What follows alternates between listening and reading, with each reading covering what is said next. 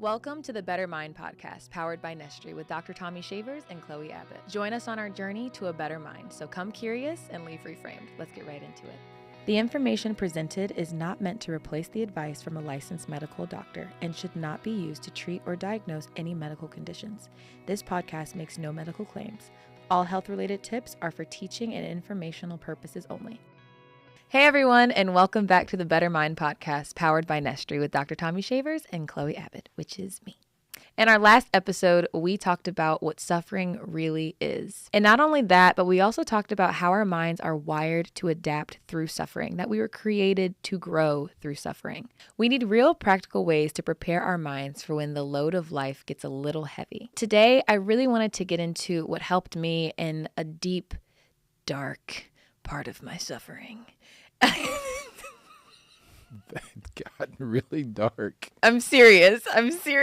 No, I'm serious. I want to get into a method that really helped me in the midst of my personal suffering. And I really hope that it encourages all of you guys who are listening and watching to grow from this and to learn tools that genuinely help you process anything you're going through. For me, it was a form of suffering, and I think it's important to learn how to reframe those things. But whatever it is, whether it's relationships, whether it's loss, whether it's a job transition, change, I really hope that you as the viewer can look inwardly when we talk about these tools and see how it can apply to you in your life, because our whole goal is to help make sense of your world and my world. So In our world. In our world. So hey, we're back, and we're here to talk about the mental framing method. Sounds a lot better than suffering. I mean, why not just get right in there? You know, like, we are not playing around. Yeah. We're here to really help people. If you're listening again, thank you.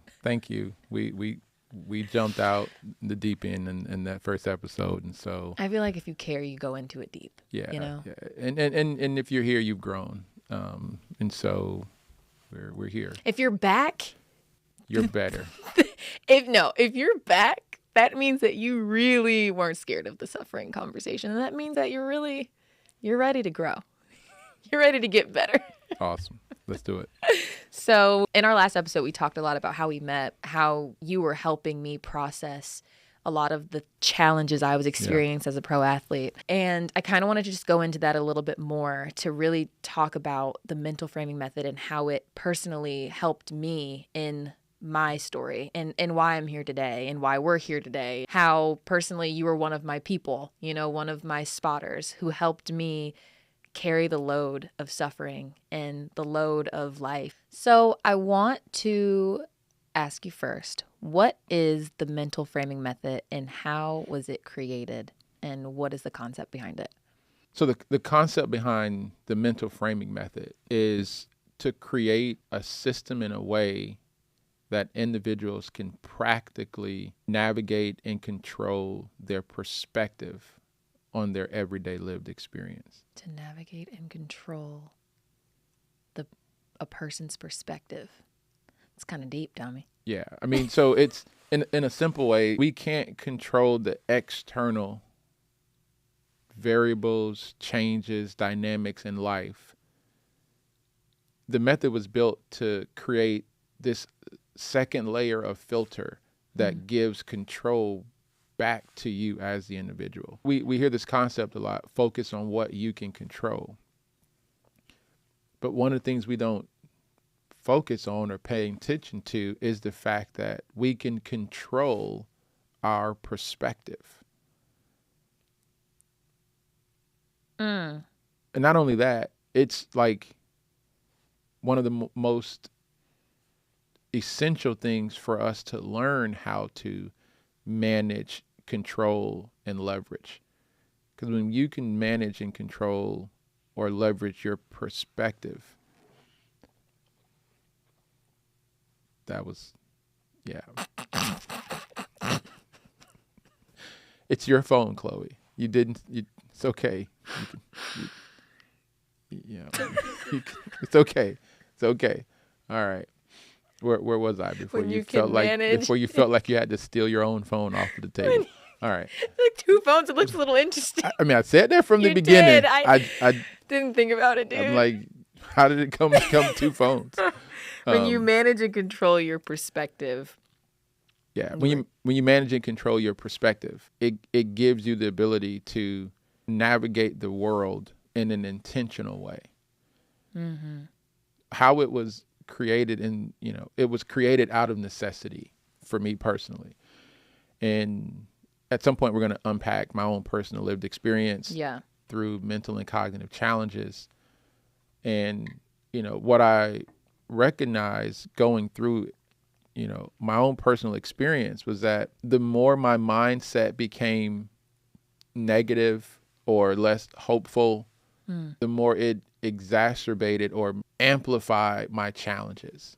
For those who've played sports, you may know it directly or intuitively. If you've dealt with an injury and your mindset is bad, it's probably prolonging that recovery. It's probably going to take longer for you to recover. If it's going to amplify or snowball effect, those experiences. Yeah. And so what I realized was that if I couldn't change the outside world to get better, I had to at least find a way to stop my inside world from getting worse. Does that make sense? Yeah. Like I had to find a way. If I couldn't change the outside world, what can I do internally to give me a second layer of defense? Sometimes people have I want to say false, but kind of a non-realistic view of the world, in a sense. Like you can't make bad things feel good. Like it's just not how that works, right? Like a hardship is a hardship, but what you can do is choose to process it in a certain way with intentionality that allows you to move through it, like we talked about on the previous episode. And so, when I was creating this idea of this mental framing method, framing is all around the concept. Framing isn't a new concept. It's a understood concept around focusing your perspective or creating a lens through which you see your experiences. And for me, what was important for me to find a way to do is I needed to create the perspective that did two critical things. One, it allowed me the ability to move forward. And two, it also helped me negate the temptation to move backwards. And so, like quitting, feeling defeated, right? Yeah. Withdrawing from life, society, people. And if you think about just, again, how humans work, we were kind of built with this kind of approach: withdraw, freeze. Sometimes we talk about fight or flight a lot when we start talking about stress. But what's interesting is no one tells you, okay, which one are we doing? They always talk about it together. Yeah. It's the fight or flight. Okay, which one is it? And why and how? Yeah. And so what I spent time thinking about was what makes me approach or move forward, which would be the fight aspect of it. What makes me move forward, and what is it that makes me hesitant or withdraw or move back? What makes me flee when dealing with these challenges? And part of it was just the perspective of how I saw things. And what you come to learn and understand is, as humans, we've been built to believe the story we tell ourselves, right? Your brain is the only entity that will always believe the story you tell it. So the story you tell you is everything. If you're in the midst of challenges and you tell yourself, I can't do it, you're going to give your brain all of the I can't do it context, and your brain's going to go, oh, we can't do it? Oh, okay, guys, we can't do it. So let's send all of the can't do it signals. Then if we can't do it, then why are we here? So let us activate you to be inhibited in the moment so we can get out of here because we can't do it. And it becomes this self-fulfilling prophecy. Now you're mentally and cognitively impaired, so you don't have access to your abilities in the moment. Self, yeah. And then guess what? You're not able to do it. And now you feel validated that you couldn't do it. And so now it's reinforced this inhibition or withdrawal. Mm-hmm. And a lot of it was because you started with the perspective of you couldn't do it. Does that make sense? Oh, yeah. I mean, like, my personal lived experience was exactly that. And so I think what you're saying is exactly what I think a lot of people, is what we talked about in the previous episode, suffer through quietly. They don't know how to verbalize what that means, to feel like they aren't framing or processing their situation in a way where it's bringing them forward. Somewhere along the way, you had picked up this intense negative language that had come from the frustration. Yeah. The can'ts, won'ts, can't do, not.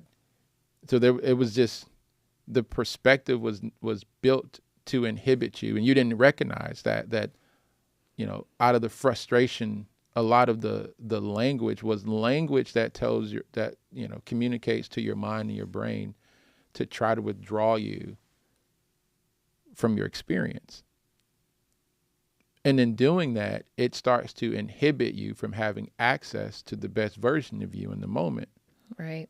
Now you're showing up a lesser version of yourself because you've already told your brain we shouldn't be here.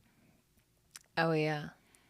Yeah. And then you can't perform because you don't have access To the best self. Yeah. And so the first part in that, with me being annoying, was I kept stopping and interrupting you around the. Oh my gosh. Yeah. I mean, in the beginning, it was so annoying. I mean, it's like, but I prefaced, language matters. Yeah. Right. Getting really specific and granular with language, where I'm like, oh, it's not that big a deal. And he's like, it's actually a very big deal. It was the shock to the system of knowing I'm competing with the best athletes in the entire country, women that I have idolized in a sense, women that I have looked up to, that I kind of got my own identity from. And now she's in lane 6 and I'm in lane 5. Okay, that's a shock to the system. Wow, you're a lot smaller in person. Like, okay. And then on top of that, what we discussed in the previous episode, the injury that I experienced in college. And in college, every athlete knows you don't care about those injuries. You put a Band-Aid on it, you get back out there, and you're ready for the 4x4. Yeah. And that was a mindset you carried, that I carried. And so when I had this injury that genuinely never healed, which I still find myself hesitating to say that, because in the athlete world, it's like, it's not that big a deal. Everybody gets through injuries. I had a torn ACL and I freaking crushed it coming back. Like, everybody's experience is different. And with mine, once I had one bad race with that bad foot that I had, it was a 600. Coach Green put me in a 600 and it was awful. Like, last 200 meters, monkey jumped on my back. I was like, everyone's going like this and I was going like this. It was so bad. And ever since that race, I was marked with this negative spiral, this negative cycle of, I'm going to feel that again. Oh gosh, I'm not ready. Oh no, like, what am I going to do? Like, it's another race day. Oh my gosh, am I able to do the 4x4 anymore? Oh my gosh, like, I used to be the best. Now what? And it was this consistent, like, just eating away at the core of who I once was. And when I came to you, you saw me, like, literally second year, I think, of my pro career. And that was like the worst part of it at that point, because now it's like, as I talked about in the previous episode, just like the pressure. Now it's becoming, I'm already now at a place to where I don't believe in myself. Like, you're at practice, you get to the track, have these awesome practices, like insane practices, and you get to the race and you forget who you are. Like, I was experiencing imposter syndrome on the line, where I literally would get on the line and be like, I don't remember what any of my cues are. I don't know when I'm supposed to move. I used to know this like the back of my hand, and now I have no clue. And it all came from that consistent every single day. I'm not good enough. What am I going to give today? I don't know what I have to give today. I don't want to go to practice. I do want to go to practice. I can be the best, but I'm not the best. that consistent cycle of which created the suffering. Right. Right. Like it's all leading up to something. But when we started chatting, and I was desperate at the point that I met you, Michael Cherry introduced us. Shout out Michael Cherry. Seriously, because now we're here. It's insane how life goes. But Michael Cherry and I were training in LA, and he had this amazing season, like literally breakout season the year that he worked with you. He wasn't doing well before that either. He was struggling. He wasn't racing the way that he did at LSU. And then all of a sudden that year, he was running 44s consistently, like back to back to back to back to back. His mind was good. He didn't care. He was game. He's doing everything. He was fine. And Michael would see me at practice, like fighting for my life. And he's like, hey, bro, like you need to go and you got a sports, you got a person, you got a spotter. And I'm like, no, and I don't want one because I don't want to explain that. I don't trust people, all that negative jargon. Thank the Lord, it was a long time ago, but I've grown. And he was like, I got this guy. I want you to meet him. And I was like, no, thanks. Not really into sports psychs, but thanks. A few months passed. And then, I don't know, was it a few years? No, it was I think it was about a year and a half. I think it was. Yeah, I think it was. Well, yeah, a little bit time passed, whatever it was.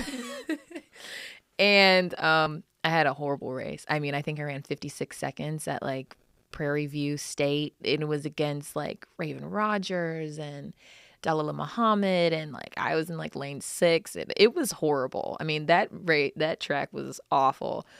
But at that point, I was like, I need help. Okay, I'm desperate. Who cares? Sports psych me up. Like, I got to do something because I got 2 more years of this contract and I can't keep running like this. And so we connected and we got on that phone call, that Zoom call. And you know me at the time, just very much like, like, well, this is going on, this is going on, this is going on. I love the Lord. This is going on, this is going on, this is going on. I need help. Like consistent, like just unraveling and low-key spiraling. And I just remember there was this very calm demeanor you had, or I kind of had to look at myself like, okay, he's not doing a lot. I'm tired from my own personal energy I'm expending. That isn't asked of me to expend. I remember being like, he doesn't seem concerned at all about everything I just said. Like, he's like, okay, all right, okay. And then, you know, the injury, we talked about the injury. And from there, I remember you saying, like, that was always the thing. That was the root of where all these negative thoughts started to come from. The whole mindset around injuries causing a mental... All the time. But people don't talk about it. Like, people don't talk about the impact that injuries and change have on an athlete or have on life. And then when we don't think about the fact that those things, though they may be little or passing, they deeply impact how you move forward, depending on how you framed it, how you saw your situation. And I guess I do want to speak to that a bit in regards to like, why don't we consider those things as impacts to our mental and cognitive abilities? And how can we get ahead of that? Because that's a big issue, I feel like. How we process or frame our experiences will determine if our mind and brain gives us the ability to move forward or to not move forward or to withdraw. And when I say withdraw, it really means to inhibit our access to our ability to move forward or perform or be our best self when it matters. Framing determines what we do with our experience. And we put it in kind of sports analogies around wins and losses.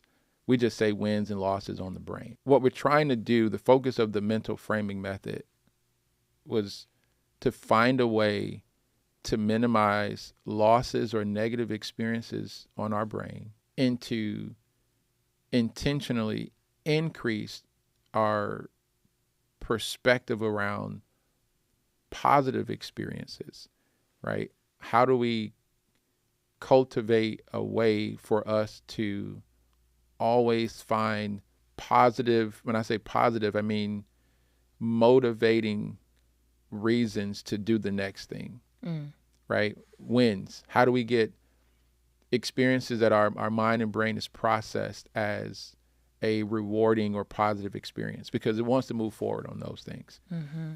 So we're trying to minimize or decrease or prevent losses on the brain and shape experiences in such a way that it allows us to find in our lived experience, right? Yeah.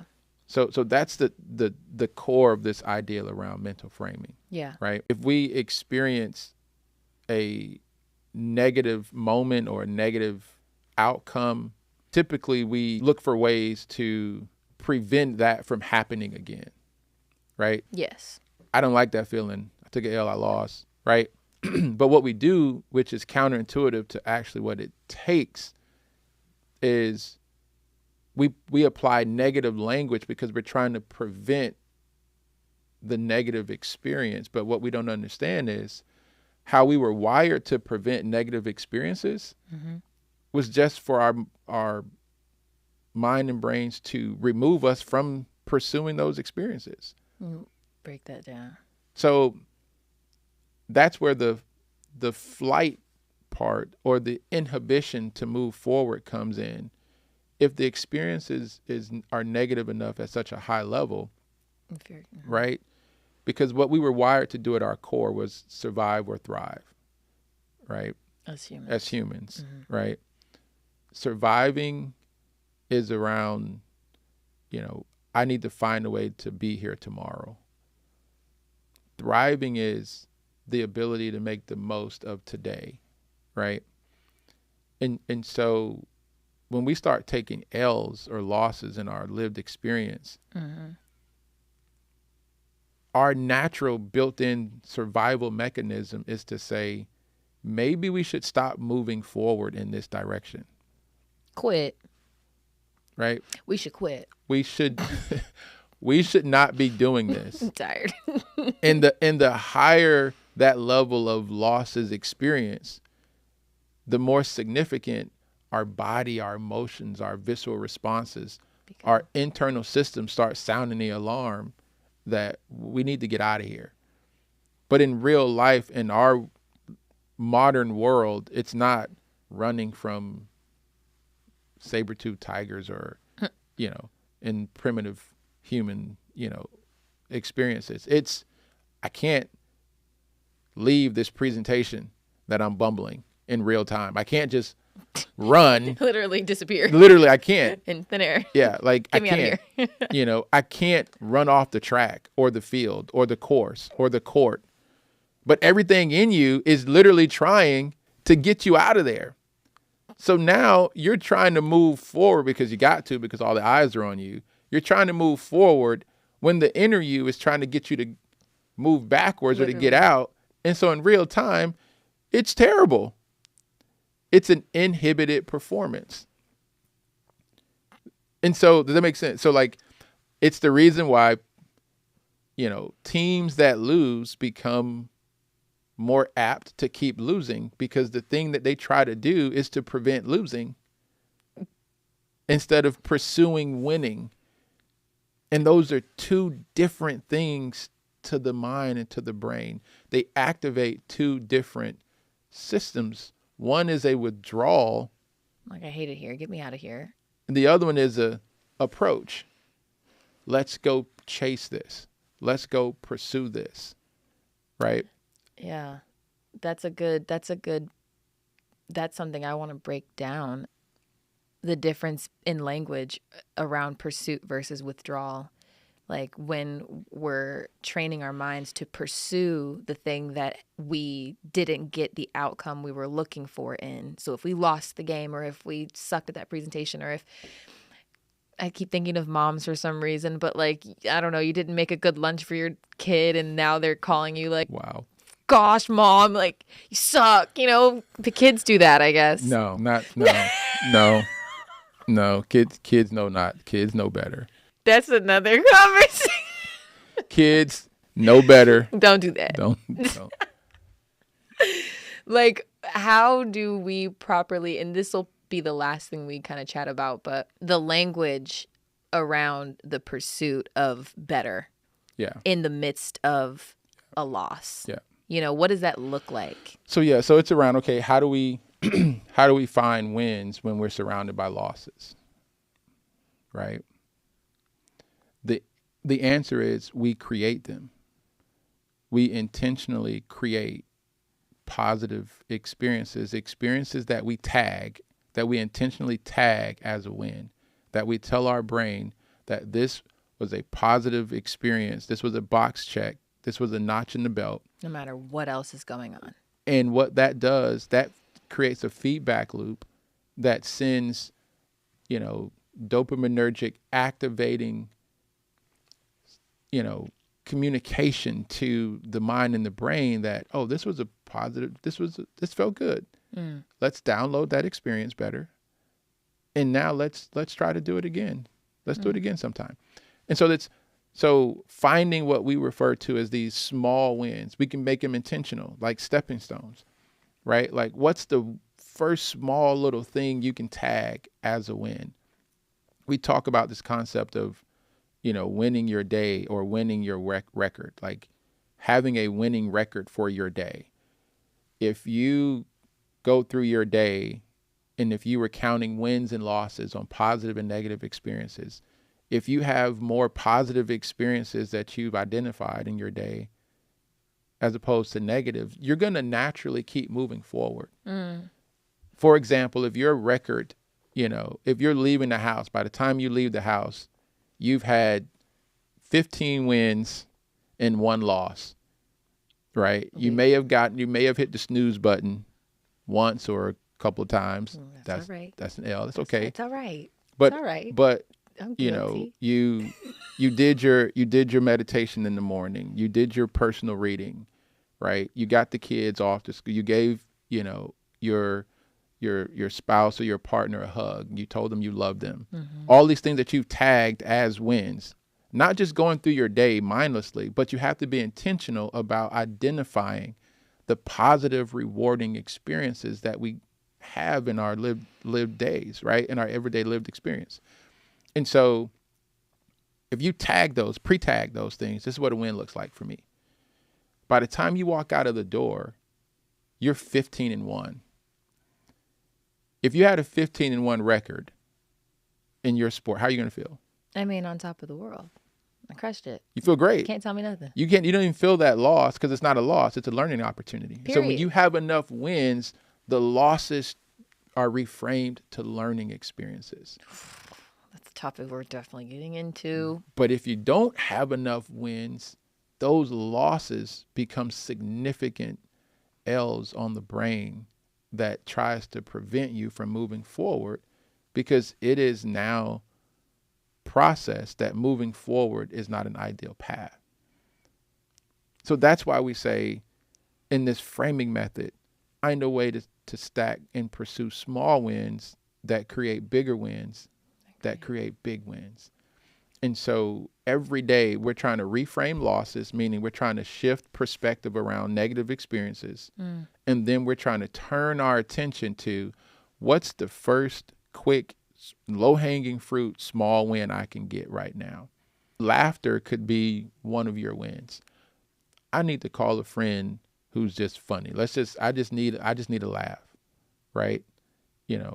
Or I can just call, my kids to say, hey, I love you, right? Or my wife, to hear her voice is a win. Like you can tell your mind and brain contextually what a win is, what a win looks like. And some people think, that sounds a little, I'm telling you, it's real, it works. When you mentioned, again, Michael Cherry, again, shout out, Mike was awesome, and we got to get him on the podcast at some point. 100%. But in our conversation initially, what he recognized was that he just was taking L's when he traveled overseas. He was like, I feel great when I'm here, but it's like, then I get to the line and I'm like, my brain starts going, what are we doing? What if this? What if this? And what he didn't really understand was a part of his wins was his mental preparation, what he did before the race. And it was naturally built in when he trained in the States because he was familiar with his environment, which tells us he has some unique mindset profile pieces, or NESTRE mindset profile pieces, as we talk about, which we'll get into at some point. Yeah. And the part that became clear was he was taking L's in this pre-preparation experience when he traveled overseas. And so what we focused on was, how do you create wins before the race? How do you create wins when you travel overseas? What does that look like, right? Understanding I'm getting in at this time this day, right? This is the day I have to get on the track. If this doesn't happen, I'm doing this if that's not possible, right? I'm getting to the track. I'm getting a chance to feel these are all wins for me, right? And it was funny talking to him. He was kind of like, so all you're saying is I just need a plan. in Mike's voice, right? In Cherry's voice. So he just says I need a plan. It was like, yes, a little more nuanced than that. But right. But yes. And so he started implementing these pieces, and what he started to realize is by the time he got to the start line, Race day, he had so many wins he had already stacked. I'm prepped. I'm ready to go. There was no inhibition. His mind was like, we're 26-2. From the airport to the track. I done did what I needed to do. You have all the access to your talent. Do what you want to do. Let's go do this. Let's go crush this thing. And he just started crushing. I mean, one of the longest consecutive streaks of sub 45 seconds in human history. Yeah. Right. But this applies to everyone's lived experience. Right. If you can develop the process. Shameless plug. And shameless plug, we've built the process. We've placed the process in the NESTRE app because we want people to have access to it. Yeah. Right. Yeah. If you can understand and learn how to mentally frame your lived experiences, it'll help you realize that, one, we don't take L's in life, right? We reframe. We learn from it and we reframe. And the reframe is to shift the attention. It's attention shifting. I want to shift my attention away from this perceived negative experience to where's the next win I can go chase? What's the next small pursuit of a positive experience within healthy, relevant boundaries, right? That helps me move forward. And in that, we get more drive and juice, not from positive experiences, but from pursuing positive experiences. And so what we're training our mind to do is to be in this constant state of pursuit of positive growth experiences. And now your mind is forced to give you the capacity to go pursue the wins. And in doing that, you're literally getting smarter, faster, stronger in real time. Yeah. And that's where the growth happens.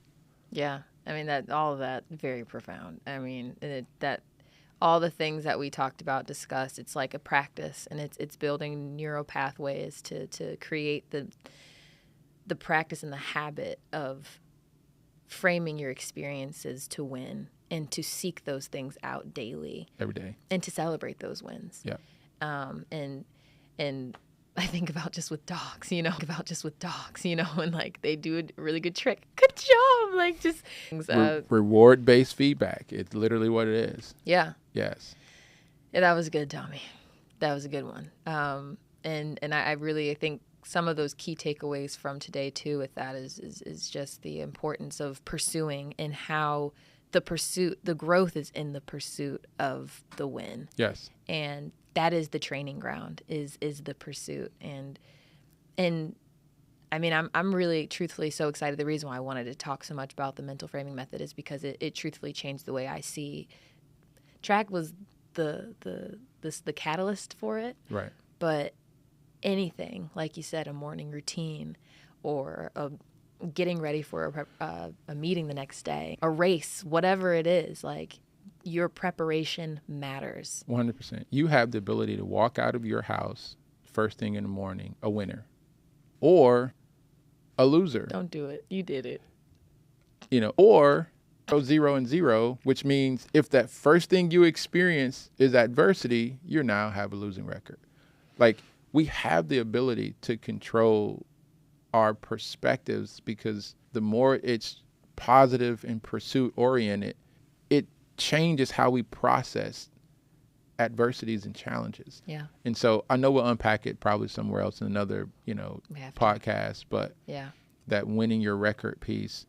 But that's this idea that, I really want to leave our listeners with, because it will add so much value to your life when you understand that we do have the ability to create this layer of control against the uncontrollables.